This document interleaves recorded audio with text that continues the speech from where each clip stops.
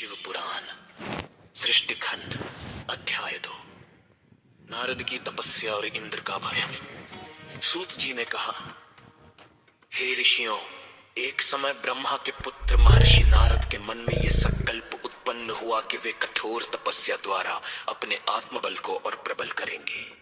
वे हिमालय की एक दिव्य गुफा के समीप पहुंचे, जहां एक पवित्र नदी बहती थी। वहीं स्थित तेजस्वी आश्रम में वे मौन, संयम और स्थिर चित्त के साथ तप में लीन हो गए। उनकी साधना इतनी गहन थी कि वे ब्रह्म तत्व के साक्षात्कार की ओर अग्रसर होने लगे। इधर स्वर्ग में राजा इंद्र का मन भय से भर उठा।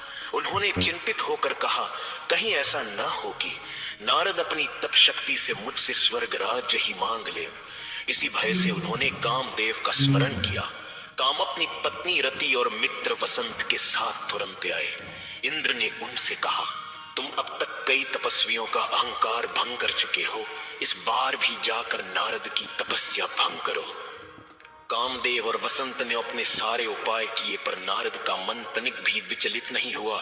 कारण यह था कि यही वो स्थान था जहां पहले भगवान शिव ने तप किया था, और यही कामदेव भस्म हुए थे। शिव के वरदान से यह क्षेत्र सदा के लिए काम के प्रभाव से मुक्त हो चुका था। असफल होकर कामदेव इंद्र के पास लौट आया और बोला, देवराज, उस स्थान पर मेरी कोई शक्ति नहीं चलती, वहां स्वयं शिव तत्व की रक्षा है।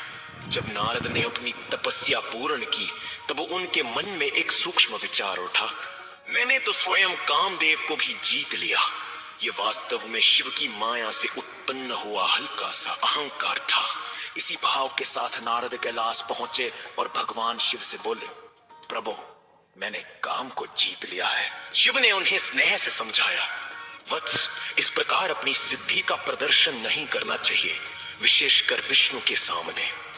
पर उस समय नारद इस उपदेश को पूरी तरह ग्रहण नहीं कर सके। इसके बाद नारद ब्रह्मलोक गए और वहां भी अपनी विजय का वर्णन किया।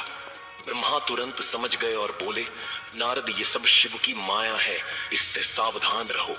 पर नारद वहां भी नहीं रुके। अंत में वे विष्णु लोक पहुंचे।